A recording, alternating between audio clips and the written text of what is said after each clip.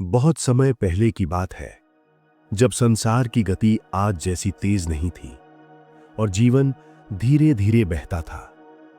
श्रावस्ती नगर के एक शांत कोने में एक छोटा सा घर था।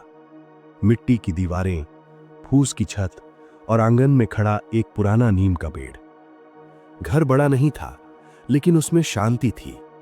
ऐसी शांति जो शब्दों में नहीं, अनुभव में उतरती है। उसी घर में रहती थी एक स्त्री। उसका नाम था किसा गोतमी। उसके पास धन नहीं था, कोई बड़ी संपत्ति नहीं थी, लेकिन उसके पास एक ऐसा धन था जिसके आगे संसार की सारी दौलत फीकी लगती है। उसका छोटा सा पुत्र। हर सुबह जब सूरज की पहली किरण नीम के पत्तों से छनकर घर के अंदर आती, किसा गोतमी सबसे पहले अपने बेटे को देखती। उसका शांत चेहरा, उसकी हल्की सी सांसों की आवाज और होठों पर खेलती मासूम मुस्कान। वो देर तक उसे देखती रहती, जैसे उस क्षण को अपने मन में बांध लेना चाहती हो। फिर धीरे से उठती, चूल्हे पर पानी चढ़ाती और बीच बीच में मुड़कर देखती, कहीं बच्चा जाग तो नहीं गया। जब वो जागता तो पूरा घर जैसे जीवित हो उठता। उसकी हंसी में संगीत था, उसकी आंखों में आकाश और उसकी छोटी छोटी उंगलियों में पूरी दुनिया को पकड़ लेने की ताकत। किसा गोतमी उसे गोद में उठाती, धीरे धीरे झुलाती और बिना किसी शब्द के मन ही मन उससे बातें करती। तू बड़ा होगा, मजबूत बनेगा, दुनिया तुझे सताएगी, लेकिन मैं तुझे सिखाऊंगी शांत रहना। दिन ऐसे ही बीतते गए। कभी वो अपने बेटे को नीम के नीचे बैठाकर दाल साफ करती, तो कभी उसे पीठ पर बांधकर पानी भरने जाती। लोग कहते, तू बहुत चुप रहती है गोतमी। वो बस मुस्कुरा देती। उसे ज्यादा बोलने की जरूरत नहीं थी। उसका जीवन शब्दों में नहीं, उस बच्चे की सांसों में बसता था। शाम को जब नगर की हलचल धीरे धीरे थम जाती, तो वो अपने बेटे को लेकर दरवाजे पर बैठ जाती। सूरज ढलता, पक्षी लौटते, हवा ठंडी हो जाती और उस समय किसा गोतमी सबसे ज्यादा शांत होती। उसे लगता यही जीवन है, यही पर्याप्त है। लेकिन जीवन कभी कभी बिना बताए रुक जाता है। एक दिन उसका बेटा देर तक नहीं जागा। किसा गोतमी ने पहले ध्यान नहीं दिया। उसने सोचा थक गया होगा, लेकिन जब उसने उसे गोद में उठाया तो उसका शरीर कुछ ज्यादा ही गर्म था। उसका माथा तप रहा था, सांसें तेज थीं और आंखें अजीब सी शांत। किसा गोतमी का मन पहली बार कांपा। उसने बच्चे को सीने से लगाया, धीरे धीरे उसके माथे पर हाथ फेरा और मन ही मन प्रार्थना की। रात आई, दिया जल रहा था, छाया दीवारों पर नाच रही थी। बच्चा करवट बदलता, हल्की सी कराह और फिर शांति। हर बार किसा गोतमी का दिल रुक जाता। वो बैठी रही पूरी रात। उसने नींद नहीं ली, उसने समय नहीं देखा। उसने बस अपने बच्चे की सांसें गिनी। 1, 2, 3। हर सांस उसके लिए एक संसार थी। रात गहरी होती गई और उसी गहराई में किसा गोतमी के मन में एक अनजाना भय उतरने लगा। ऐसा भय जिसे शब्दों में नहीं बांधा जा सकता, बस एक भारी सा मौन। सुबह हुई, लेकिन उस घर में रोशनी नहीं आई।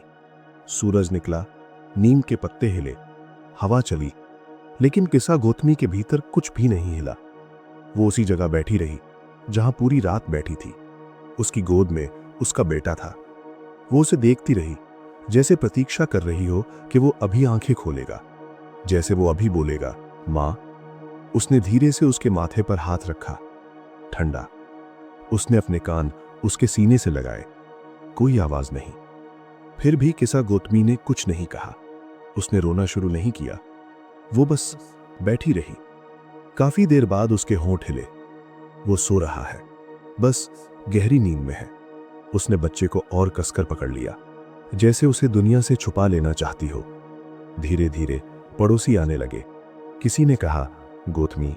किसी ने कहा, उसे छोड़ दो। किसी ने कुछ नहीं कहा, लेकिन हर आंख सच जानती थी। किसा गोतमी ने किसी की ओर नहीं देखा।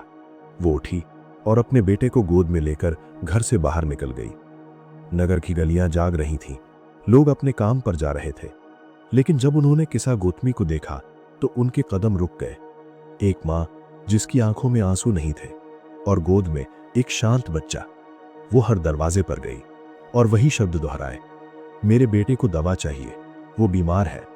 किसी ने कहा वो मर चुका है, किसी ने कहा अब देर हो चुकी है। लेकिन किसा गोतमी सुन नहीं रही थी, या शायद सुनना नहीं चाहती थी। वो आगे बढ़ती रही, एक घर, फिर दूसरा, फिर तीसरा। हर जगह एक ही उत्तर, कोई दवा नहीं, कोई उपाय नहीं।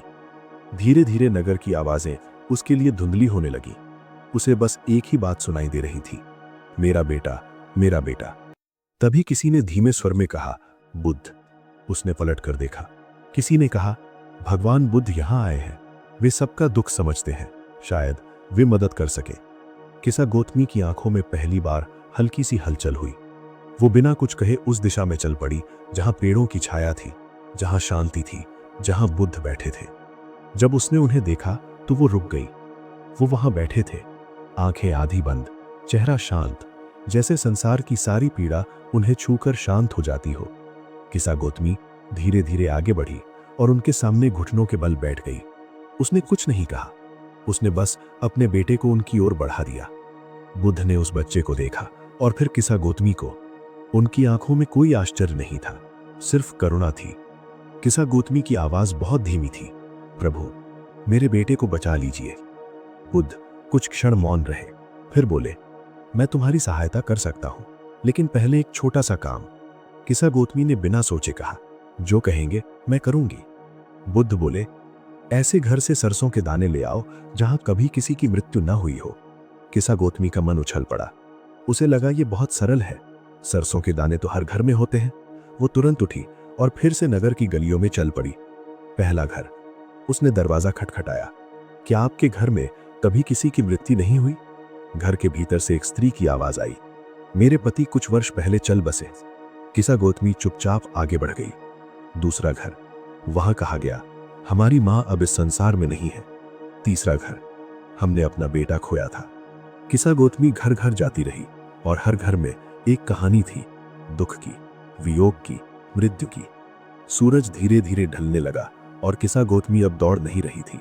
उसके कदम धीमे हो गए थे, उसकी सांसें भारी हो गई थीं और उसके मन में एक बात धीरे धीरे उतरने लगी, इस संसार में कोई भी मृत्यु से नहीं बचा। शाम गहरी हो चुकी थी, आकाश में हल्की सी लालिमा थी और नगर की गलियां अब शांत हो रही थीं। किसा गोतमी एक पेड़ के नीचे रुक गई। उसकी गोद अब भी भरी हुई थी, लेकिन उसके भीतर कुछ बदल चुका था। वो बैठ गई और पहली बार उसने अपने बेटे को ध्यान से देखा, बहुत ध्यान से। उसका चेहरा शांत था, जैसे किसी गहरे सपने में हो। उसने धीरे से उसके बालों पर हाथ फेरा और पहली बार उसके होंठ कांपे। आंसू अब आए, धीरे, बिना आवाज के।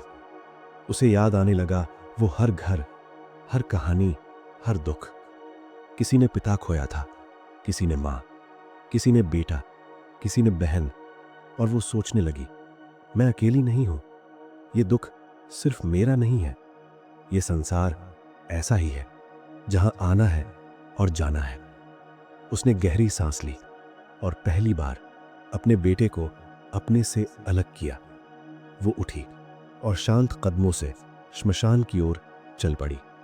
वहां कोई शोर नहीं था, कोई भीड़ नहीं थी, बस आग की हल्की सी लौ और आकाश की खामोशी।